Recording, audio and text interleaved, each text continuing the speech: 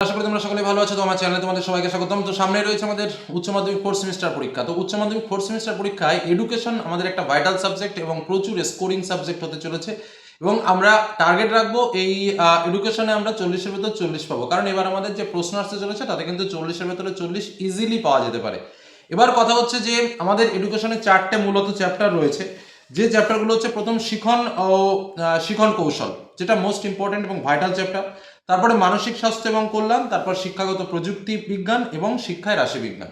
এই মূলত 4টা চ্যাপ্টার থাকলেও আমি তোমাদের পরিষ্কার করে একটা কথা বলে দিচ্ছি, যেটা হচ্ছে আমাদের প্রথম যে চ্যাপ্টার আছে, অর্থাৎ তোমার শিখন ও শিখন কৌশল, এই চ্যাপ্টারে কিন্তু 2 মার্কের প্রশ্ন প্রচুর প্রচুর রয়েছে।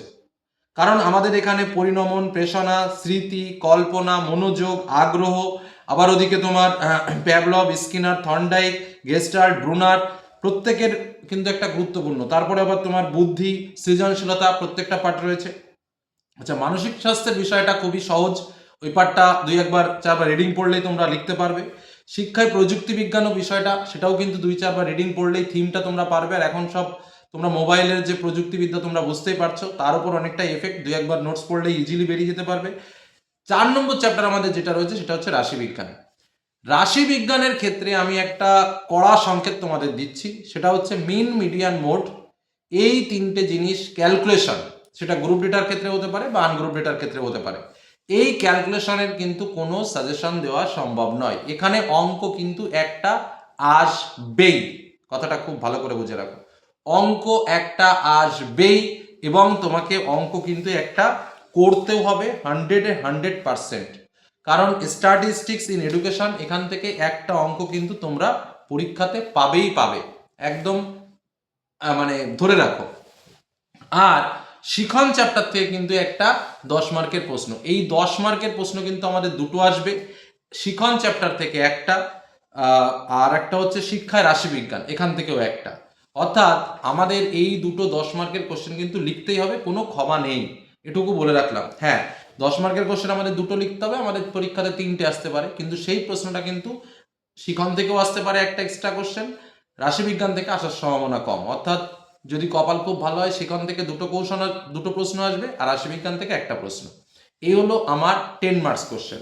এবার আসি 2 মার্কস কোশ্চেন। 2 মার্ক কোশ্চেন আমার শিখন থেকে আসবে মাত্র একটা। আচ্ছা, এই তোমার তারপরে যেটা রয়েছে তোমার, সেটা হচ্ছে মানসিক স্বাস্থ্য এবং কল্যাণ, এখান থেকে আসবে মাত্র একটা। এডুকেশনাল টেকনোলজি, অর্থাৎ আমাদের যেটা বলছে শিক্ষাগত প্রযুক্তি বিজ্ঞান, সেখান থেকে আসবে আমাদের একটা। আর স্ট্যাটিস্টিক্স থেকে আমাদের দুটো আসবে। ঠিক আছে, 5 মার্ক কোশ্চেন আমাদের মেন্টাল হেলথ অ্যান্ড ওয়েলবিং, এই পার্টটা, অর্থাৎ মানসিক স্বাস্থ্য এবং কল্যাণ থেকে একটা 5 মার্কের প্রশ্ন, এবং আমাদের এডুকেশনাল টেকনোলজি অর্থাৎ প্রযুক্তিবিদ্যা থেকে একটা 5 মার্কের প্রশ্ন। তাহলে আমরা কি পেলাম? 2 মার্কের প্রশ্ন, 5 মার্কের প্রশ্ন এবং 10 মার্কের প্রশ্ন। এই নিয়েই কিন্তু আমাদের এডুকেশনের প্রশ্ন আসতে চলেছে। তাহলে 2 মার্কের জন্য আমাদের 4টে চ্যাপ্টারের প্রশ্নই পড়তে হবে। 5 মার্কের জন্য আমাদের দুটো চ্যাপ্টারের প্রশ্ন পড়তে হবে, অর্থাৎ মানসিক স্বাস্থ্য এবং কল্যাণ এবং শিক্ষাগত প্রযুক্তি বিজ্ঞান। কথাগুলো খুব ভালো করে শুনে রাখো, সিলেবাসটা বুঝে রাখো, সাজেশন তো অবশ্যই বলবো। এবং 10 মার্কের জন্য আমাদের শিখন ও শিখন কৌশল থেকে পড়তে হবে, এবং আমাদের শিক্ষায় রাশিবিজ্ঞানের অঙ্কগুলো আমাকে শিখতে হবে। এই হলো আমার 10 মার্কের প্রশ্ন। তাহলে পুরো সেক্টর ওয়াইজ আমি তোমাদের প্রথমেই বলে দিলাম যে কোনটা থেকে কোনটা আসতে চলেছে, কোনটা থেকে কোনটা আমাদের পড়তে হবে। এবার যারা অপেক্ষাকৃত দুর্বল, সেইভাবে পড়াশোনা করতে পারোনি, আমি তাদের জন্য কিছু কথা বলবো। তাদের জন্য কি কথা? দেখো, যারা অঙ্কে দুর্বল, মনে করছো আমরা মিন, মিডিয়ান, মোড কিছু স্যার পড়তে পারবো না, তাদের জন্য আমি একটা ভালো কথা বলে দিই। শিখন চ্যাপ্টার, শিখন এবং শিখন কৌশল থেকে যে প্রশ্নগুলো দেব, সেই প্রশ্ন কিছু বাদ দেওয়া যাবে না। 2 মার্কের কোশ্চেন বলো বা 5 মার্ক তো আসবে না, 10 মার্কের কোশ্চেন বলো। কারণ শিখন কৌশল থেকে যে 10 মার্কের প্রশ্ন আমাদের আসবে, কথাটা খুব ভালো করে শুনে রাখো, শিখন কৌশল থেকে যে 10 মার্কের প্রশ্ন আমাদের আসবে, সেই 10 মার্কের প্রশ্ন কিন্তু ডাইরেক্ট 10 মার্ক সেটা কিন্তু নাও আসতে পারে। কারণ সেই প্রশ্নটা 2 প্লাস 3 প্লাস 4 বা মানে এরকম ভাবে কিন্তু আসতে পারে, মানে 2 3 4 বললাম, ধরো দিল 3 প্লাস 3 প্লাস 4, এভাবে দিতে পারে, 5 প্লাস 2 প্লাস 3, এইভাবে দিতে পারে। মানে পার্ট মার্কিং কোশ্চেন কিন্তু এখানে আসার সম্ভাবনা রয়েছে, যে কারণে কথাটা খুব ভালোভাবে বুঝবে।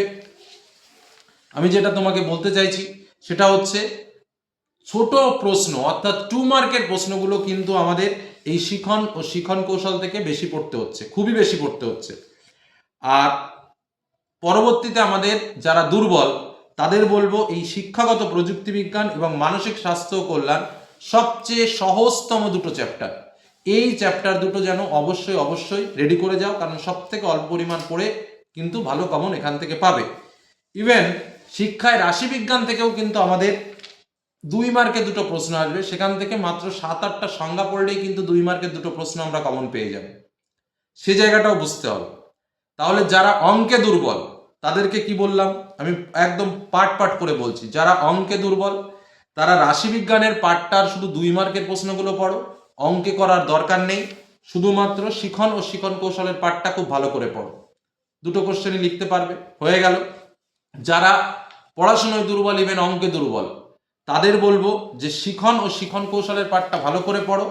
আর এই মানে এই যে 3টে পার্ট অর্থাৎ শিক্ষাগত প্রযুক্তি বিজ্ঞান আর মানসিক স্বাস্থ্য ও কল্যাণ খুবই সহজ, এদের যদি অন্তত একটা দিন করে সময় দাও এই দুটো চ্যাপ্টারের জন্য, শিক্ষাগত প্রযুক্তি বিজ্ঞান 3 ঘন্টা আর মানসিক স্বাস্থ্য ও কল্যাণ 3 ঘন্টা, যদি এই 6 ঘন্টা সময় তোমার হাতে থাকে, আর শিখন ও শিখন কৌশল পড়ার জন্য কিন্তু যথেষ্ট পরিমাণ সময় লাগবে, কিছুটা সময় কিন্তু তাকে দিতেই হবে।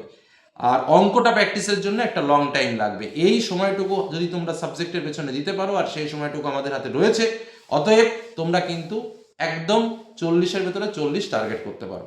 এই হলো আমার সিলেবাস সংক্রান্ত আলোচনা, কিভাবে আমরা পড়বো, দুর্বলরা কিভাবে পড়বে, যারা অঙ্ক পারবে না তারা কিভাবে পড়বে, তার আলোচনা। এবার আমি তোমাদের সামনে তুলে ধরবো সাজেশন, অর্থাৎ এই শিখন ও শিখন কৌশল থেকে আমরা কি কি 2 মার্কের প্রশ্ন পড়বো, কি কি 10 মার্কের প্রশ্ন পড়বো, মানসিক স্বাস্থ্য এবং কল্যাণ থেকে আমরা 2 মার্কের প্রশ্ন 5 মার্কের প্রশ্ন কি কি পড়বো, তারপরে শিক্ষাগত প্রযুক্তি বিজ্ঞান যেটা রয়েছে সেখান থেকে আমরা 2 মার্কের প্রশ্ন এবং 5 মার্কের প্রশ্ন কি পড়বো, এবং তোমার শিক্ষায় রাশিবিজ্ঞান এখান থেকে আমরা 2 মার্কের প্রশ্ন এবং 5 মার্কের প্রশ্ন কি পড়বো। বোঝা গেল? এই হলো আমাদের সিলেবাস, প্রশ্ন কাঠামো এবং দুর্বলদের জন্য গ্রেট আইডিয়া আমি শেয়ার করলাম। এই আইডিয়ায় যদি তোমরা পড়াশোনা করতে পারো তাহলে কিন্তু এডুকেশন সাবজেক্টটা বোঝা নয়, একটা স্কোরিং সাবজেক্ট হয়ে থাকবে। আর যেটা বলার কথা, যেগুলো 2 মার্কের প্রশ্ন, বারবার বলছি কিন্তু আমি, বিশেষ করে শিখন ও শিখন কৌশল থেকে যেটা 2 মার্কের আমি প্রশ্নগুলো বলবো, এই প্রশ্নগুলো আমাদের পরীক্ষায় মাত্র একটা আসবে, কিন্তু এই জায়গাটায় আমাকে যথেষ্ট বেশি পরিমাণে প্রশ্ন আমি তোমাদের জন্য দিয়েছি এবং করতেও হবে। তার পেছনে সব থেকে বড় কারণ একটা, আমাদের যে 10 মার্কের প্রশ্ন শিখন কৌশল থেকে আসবে সেখানে কিন্তু পার্ট মার্কিং কোশ্চেন থাকবে, যার জন্য আমাদের একটু বেশি পড়তে হচ্ছে, এবং 2 মার্কের প্রশ্নের সংখ্যাও কিন্তু এখানে অনেক অনেক বেশি রয়েছে। বোঝা গেল কি বললাম? এটা হলো আমাদের মূল আলোচনা। এবার চলো আমরা দেখে নেব মূল সাজেশন কি রয়েছে। ঠিক আছে, এই হলো মূল ব্যাপার। চলো এবার দেখে নেওয়া যাক ইম্পর্টেন্ট সাজেশন কি। এতগুলো কথা বলার জন্য তোমাদের বুঝিয়ে দিলাম যে কোন জায়গাতে কি করতে হবে, কোন জায়গাতে কি পড়তে হবে। চলো এবার দেখে নেব সাজেশন।